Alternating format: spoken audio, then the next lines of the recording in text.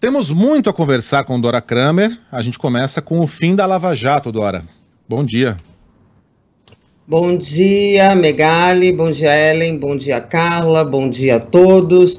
Pois é, né? Isso aí era uma pedra cantada, é um serviço que o procurador Aras presta ao governo, mas é um serviço que ele não presta sozinho. A Lava Jato, uma hora teria de acabar, mas a questão é a maneira como ela acaba, né? Ela acaba envolta em pressões à direita e à esquerda e sai de cena quase como se fosse ela a vilã, quase como se fosse ela a culpada por tudo que acontece na política. Muito comum, a gente ouviu nesse processo aí de descredenciamento da Lava Jato, descredenciamento da Lava Jato, se dizer que a Lava Jato acabou com a política, que a Lava Jato acabou com as empresas. Ora, tanto não acabou que as empresas estão aí, que os partidos e a política estão aí. O que acaba com as empresas, o que prejudica as empresas são as práticas que a Lava Jato apurou, e o que desmoraliza a política é exatamente o cometimento de crimes. É lamentável a coisa acontecer dessa forma, porque isso dificulta o combate à corrupção. A Lava Jato acabou em Curitiba, ok, continua no Rio, depois de quase 7 anos de atuação. Mas o simbólico, quer dizer, a parte principal era Curitiba, né? Então isso dificulta o combate à corrupção, e para o governo é um cenário muito confortável, porque à medida em que você não tem aquele ritmo de revelações que nós tínhamos há um tempo atrás, fica a impressão de que não tem corrupção. Não é isso. O que não tem é investigação profunda e séria e contundente, como foi a da Lava Jato. Dora, e chama atenção também a eloquência do silêncio do presidente a respeito do fim da operação. Jair Bolsonaro talvez seja a grande cria da Lava Jato. Sem Lava Jato, sem os protestos a partir de 2013, principalmente em 2014, Bolsonaro provavelmente estaria aspergindo suas ideias em programas de auditório até hoje. E ele, que era um grande defensor, a ponto de nomear Sérgio Moro como seu ministro da Justiça, por enquanto não disse palavra a respeito do tema. Olha, nem dirá no sentido de... Ou se disser, vai ser alguma coisa pro forma e que não tem credibilidade. Evidentemente, aí a gente vamos recorrer ao lugar comum do quem cala consente. Cala porque está adorando, isso é nítido em todos os atos, e não é só o Bolsonaro. É bom a gente dizer que não é só o Bolsonaro que está adorando. Você tem aí um enorme plantel na política, e aí da direita à esquerda, do PT ao PSD, ao PSDB, PFL nada, menina, nem existe mais o DEM, PFL. Tá entregando nossa idade, hein, Dora? PSL, que nossa, só se for a sua. PFL também conhecido como DEM. Uhum. Dora. Isso. Diga, Carla. Não, desculpa, eu não quero eu achei que você tivesse... Não, já concluí. Não, é porque você está citando, falando em PFL, tá fazendo um resgate aí do que já foi a política brasileira, que em alguns momentos não foi grande coisa, né? Mas e quando a gente olha para esse momento, Dora, e vê a indicação de Bia Kicis para assumir a Comissão de Constituição e Justiça da Câmara? Bom, é daquelas coisas, eu me lembrei demais na hora da indicação do filho do presidente Jair Bolsonaro para ser embaixador dos Estados Unidos, daquelas coisas que você fica sem compreender. Para quê? Porque é evidente que a reação viria, evidente que a Bia Kicis não vai assumir a presidência da comissão. Se assumir, evidente que ela não vai conseguir trabalhar, porque será contestada diuturnamente, constantemente, porque a reação é muito forte, e a reação não vem só dos adversários do governo, vem também dos aliados. A Bia Kicis paga agora o preço do exagero, quer dizer, ela defendeu tantas posições anticonstitucionais que isso inviabiliza a permanência dela na presidência de uma comissão de Constituição e Justiça, que visa a dizer exatamente na entrada de todas as propostas no Congresso se aquilo está de acordo ou não está de acordo com a Constituição. Por mais que um presidente não consiga fazer valer suas posições, porque aquilo é um colegiado, tem um simbolismo, não é? Então, é nesse simbolismo que surge a reação forte. Não tem a menor condição de Bia Kicis ficar nessa comissão. Ela não vai ficar, exatamente como acho que foi Eduardo Bolsonaro, né? Eu já não confundo os filhos de uma maneira incrível. O Eduardo, né? Que foi indicado para embaixador. Isso. Como está? Estava evidente que isso não ia. E isso, olha, lá no começo do governo, a situação era muito melhor, né? Você tinha muito menos contestação. Do mesmo modo que ele não pôde ficar, porque as condições objetivas se impõem, a Bia Kicis também não vai ficar na Comissão de Constituição e Justiça. E até por causa disso, quer dizer, inútil uma indicação que dá um problema, causa um ruído, suscita críticas, faz com que aliados do governo se manifestem contra uma governista de carteirinha. E para quê? Para resultar em coisa nenhuma. Ô Dora, mas nesse sentido, até porque tem algumas manifestações aqui do pessoal que está nos acompanhando no nosso site, a gente sabe que o governo trabalha com umas estratégias meio esquisitas, né? Ele lança algo muito extremo, muito ruim, que todo mundo vai cair de pau em cima, deixa essa reação reverberar e depois ele vem com algo bem ruim, mas que é menos pior, né? Que é menos pior ali na situação. Assim como foi com o Eduardo Bolsonaro, né? Que ele foi lá, colocou, o Eduardo viu que era meio ruim e tal, não se concretizou o fato, até que depois ele acabou indicando, enfim, alguém competente para o cargo. Será que na esteira de Bia Kicis, não se consolidando ela como presidente da CCJ, poderíamos pensar num outro nome aí que Jair Bolsonaro, que agrade o presidente, mas que não seja tão ruim assim, ou não tem nada em vista no horizonte?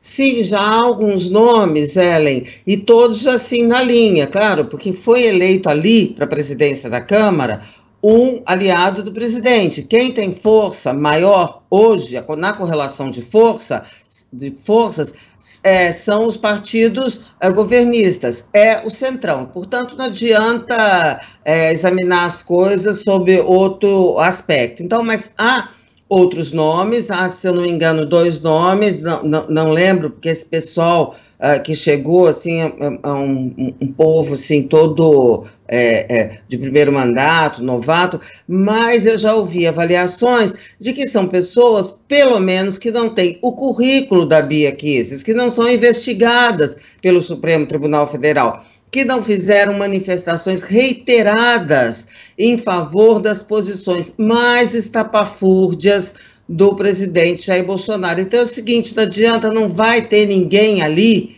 que seja alguém de oposição ou que não seja do campo governista. Isso sim, normal. Agora, não será ninguém que tenha esse perfil da Bia Kicis. Por isso que é tempo perdido, entendeu? Fazer esse negócio de... Acho que não teve isso. Vamos indicar a Bia Kicis para que o que vier, ela é tão pior que o que vier seja melhor. Não, a indicação é fruto, realmente foi daquela ala mais governista do PSL, é fruto de falta de noção, assim como foi a indicação do Eduardo Bolsonaro. Não tem estratégia não, tem falta de noção mesmo nessa história.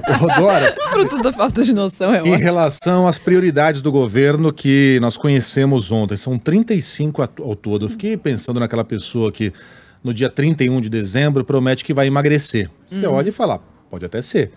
Mas o cara que vem e estabelece como meta emagrecer, aprender a tocar piano, viajar para o Japão, voltar a fazer não sei o que lá, 35 metas diferentes, você olha e fala, não vai acontecer nenhuma, né? Falta foco.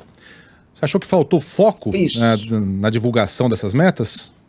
Isso, vou dizer a mesma coisa com outra palavra, faltou prioridade na lista de prioridades, né?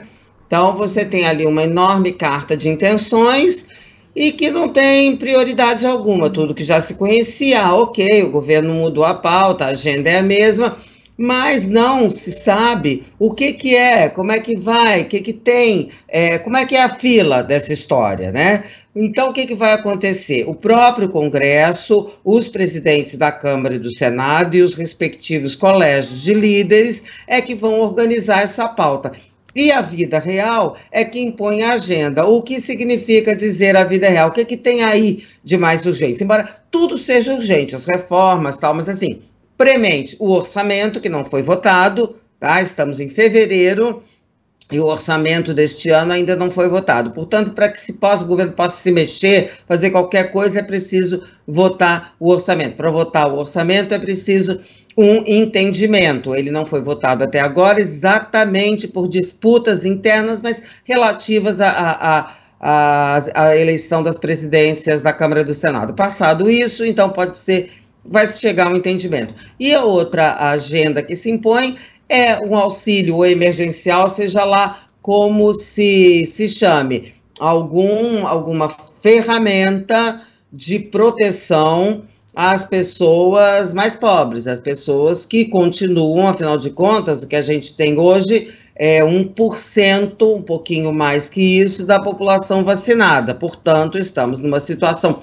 caminhando para uma melhora, mas na prática das dificuldades continuamos na mesma. Então, isso aí é que será mais urgente. Portanto, vamos ver como é que o governo vai se comportar em relação a essas prioridades. Com o orçamento não tem muito onde correr, claro que tem que se empenhar de interesse do governo, e o auxílio emergencial por aquela questão.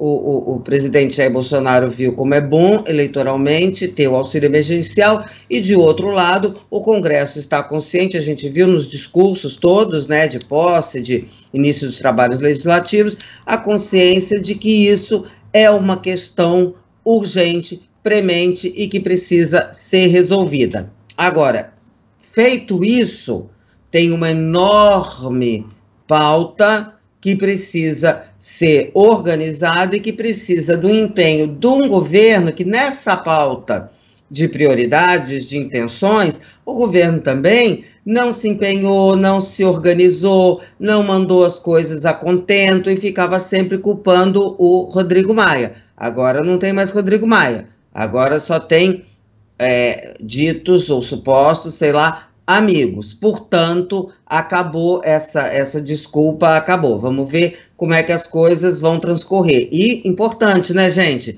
Esse ano não é, porque o ano que vem é ano eleitoral, ano de eleição presidencial, uma eleição presidencial que vai ser danada de quente, e vocês já estão carecas de saber, porque não são tão novinhos assim, o que acontece.